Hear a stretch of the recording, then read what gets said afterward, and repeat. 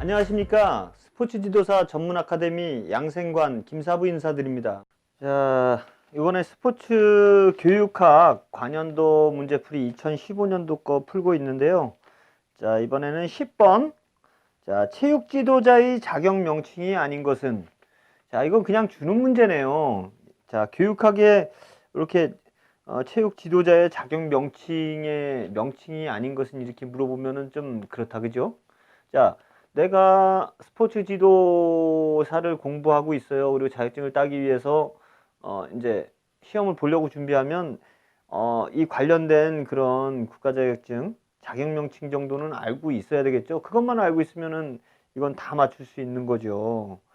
그래서 뭐 1번에 스포츠 지도사 이렇게 돼 있는데 스포츠 지도사 이러면은 이거는 약간 헷갈릴 수 있어요. 왜? 그냥 스포츠 지도사는 없거든요. 그러니까 뭐 이렇게 분류가 돼서 근데 이거는 뭐냐면은 스포츠 지도사는 광범위하게 다른 것들을 다 토탈해서, 그러니까 생활 스포츠 지도사, 전문 스포츠 지도사, 뭐 장애인 스포츠 지도사, 뭐 유소년 스포츠 지도사, 노인 스포츠 지도사 이런 것들을 다 싸잡아서 스포츠 지도사라고 한단 말이죠. 그래서 이건 자격 명칭이 맞는 거죠. 자, 그리고 건강운동관리사, 건운사라고 하죠. 그래서 이제 뭐 이거는 관련 학과를 이제 대학을 졸업하게 되면은 이제 시험을 볼 수 있는 그런 적이죠.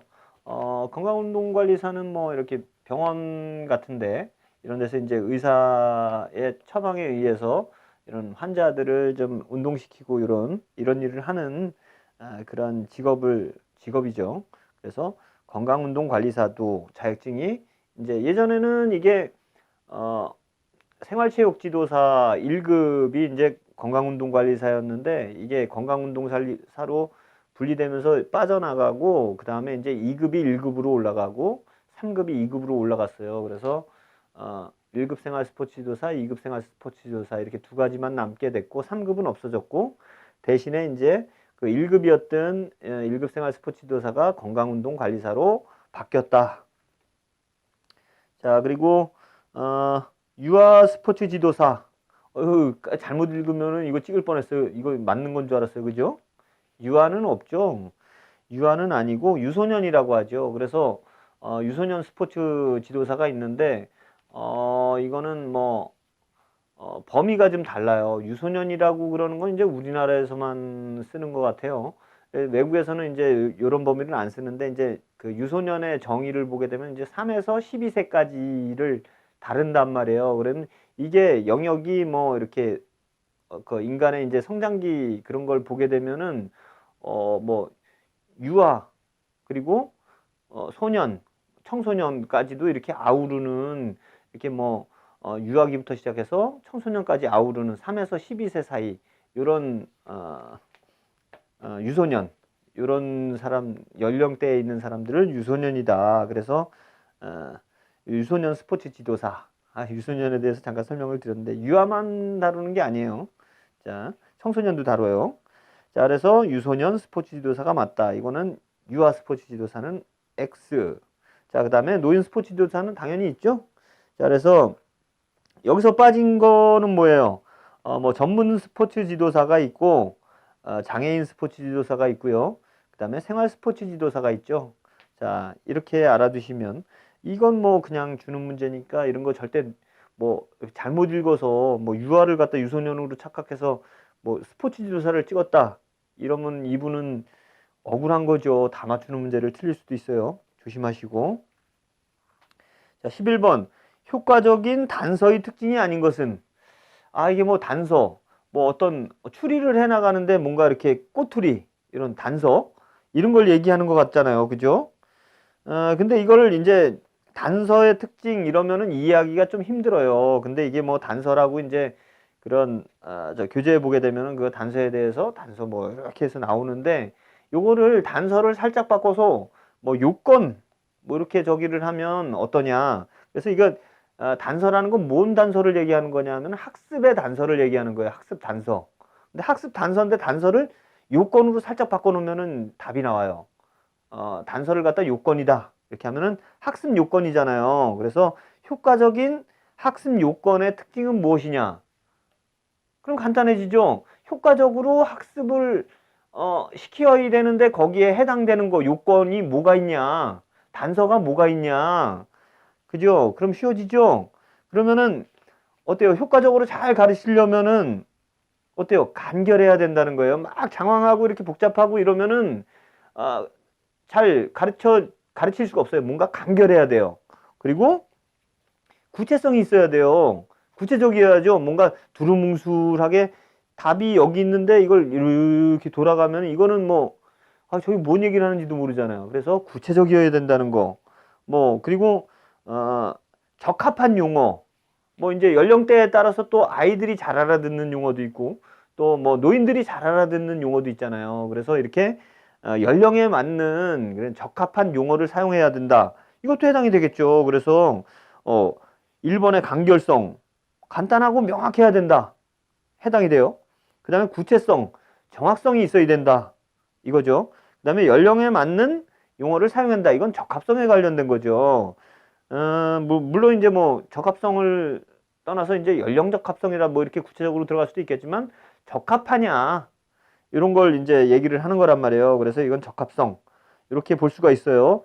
4번에 보게 되면 평가가 가능한 표현이다. 이거는 별로 평가가 가능한 표현을 하는 게 무슨 그 단서가 될까요? 뭐 학습의 요건이 될까요? 별로 연관성이 없어 보이죠? 그래서 요게 답이다. 자, 이렇게 약간 이제 좀 돌려서 이렇게 생각을 하면 단서를 그냥 단서 이렇게 하지 말고 요건으로 바꿔놓고 이게 학습 단서기 때문에 대부분 이제 교재에 보면 학습 단서로 돼 있을 거예요. 그러면은 요거를 학습 요건 이렇게 효과적인 학습 요건이 무엇이냐 이렇게 바꿔놓게 되면은 이제 뭐 학습을 하는데 간결해야 되고 정확해야 되고 그리고 적합해야 되고 이런 것들이 필요하다 이렇게 볼 수 있겠죠. 그래서 답은 4번이다. 자, 12번에 보게 되면 지도자가 수업을 계획할 때 고려 요인이 아닌 것은 이렇게 돼 있어요. 자, 수업을 계획할 때 고려 요인이잖아요. 계획하는데 뭔가를 고려해야 돼요. 수업을 계획할 때. 그러면 뭐예요? 이걸 뭘 계획을 해야 되는데 어떤 것들을 고려해서 이제 계획을 세워야 되느냐. 이 얘기를 물어보는 거잖아요. 자, 그래서 1번에 보게 되면 이용 가능한 수업 시간. 그렇죠. 이건 뭐 가장 기본적인 거잖아요. 수업 시간을 얼마로 해야 될 거냐. 이거에 대해서 물어보는 거고요. 자, 2번 보게 되면 학생들의 사회 경제적 지위를 들어가 있네요. 그렇죠. 뭐 사회 경제적으로 학생들이 얼마나 지위가 높고 낮으냐 이거에 따라서 이제 수업을 계획해야 된다. 아니죠. 예, 그렇죠. 당연히 아니죠. 이런 거는 뭐 그냥 너 저 생각이 조금만 있는 사람이면 너는 그냥 이건 맞춰라. 이렇게 좀 내준 문제 같네요. 사회 경제적 지위와는 상관이 없죠. 자, 3번 뭐예요? 수업 공간 및 기구. 그렇죠. 어떤 공간에서 뭐 야외에서 이루어질 것이냐 아니면은 실내 체육관에서 이루어질 것이냐 뭐 어떤 기구 뭐 공을 갖고 할 것이냐 아니면 뭐 다른 뭐 그런 것들 기구를 사용해서 도구를 사용해서 할 것이냐 당연히 이 부분이 포함이 돼야 되겠죠. 자, 그 다음에 수업 참여 학생 수. 자, 학생이 몇 명이냐에 따라서 수업은 달라져야 되죠. 이게 뭐 교수가 여러 명이면은 뭐 이렇게 여럿을 받아서 이렇게 같이 동시에 이루어질 수도 있는 것이고 아니면은 뭐 이게 학생이 한 명인데 막 여러 명을 동시에 하는 것처럼 가르친다든지 아니면 굉장히 많은데 한 명을 가르치듯이 이렇게 가르칠 수는 없잖아요. 그래서 그럴 때 이제 교수 방법이 여러 가지가 포함이 돼야 되겠죠. 뭐 예를 들어서 학생 수가 많은데 혼자서 가르쳐야 된다. 그러면 뭐 스테이션 그런 교수법 같은 거 여러 가지로 파트를 나눠 놓고 자세히 볼 수는 없지만 그 학생들 나름대로 이렇게 어떤 과제를 수행하면서 또 회전시켜서 돌아가고 막 이런 식으로 수업이 이루어질 수 있단 말이에요. 그래서 이런 부분. 그래서 지도자가 수업을 계획할 때 고려해야 되는 요인이 아닌 것은 뭔가요? 학생들의 사회 경제적 지위는 아니다. 좀 쉬운 문제다. 그죠? 자, 그 다음에 13번. 자, 학습 과제의 난이도를 조절하는 방법이 아닌 것은 난이도 어렵고 안 어렵고 그거에 대한 거죠. 이제 과제가 어렵냐 안 어렵냐 이 정도를 조절할 수 있는 거. 이렇게 생각하면은 뭐 별로 어려운 문제가 아닐 거예요. 그죠? 어, 뭐 보게 되면 남녀 학생의 구분. 이거 좀 이상하네요. 자, 2번 보면은 운동 수행 조건의 수정. 뭐 수행 조건. 그러니까 뭐 어떤 수행을 하는데 좀 더 어려운 뭐 수행 조건을 제시할 수 있잖아요. 뭐 이렇게 어 처음에 뭐 서서 하는 조건이라든지 아니면은 이렇게 깨금 발로 한 발로 해서 하는 요건인지 아니면 뭐 뭔가를 뛰어 올라가는 조건인지 뭐 이런 거는 난이도를 조절할 수 있는 거죠. 자, 그리고 뭐 인원수 조절 뭐 몇 명이 이제 저거를 해서 할 것이냐 뭐 이런 것들을 통해서 이제 좀 바꿔나갈 수 있다는 거죠. 뭐 예를 들어서 뭐 이렇게 뛰어넘는 거 서로 뛰어넘는 걸 하는데 여러 명이 있으면 어때요? 이렇게 한 명 뛰어넘는 것보다는 두 명 뛰어넘는 게 더 어려울 것이고 뭐 이런 것도 뭐 어거지긴 하지만 예를 들자면 그럴 수 있다는 거죠. 자, 기구의 조정.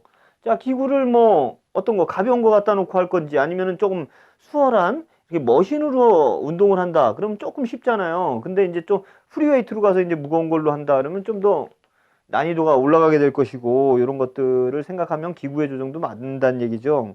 하지만 1번 아까 아리까리 했죠? 남녀 학생의 구분이다. 남자와 여자를 구분해야 된다.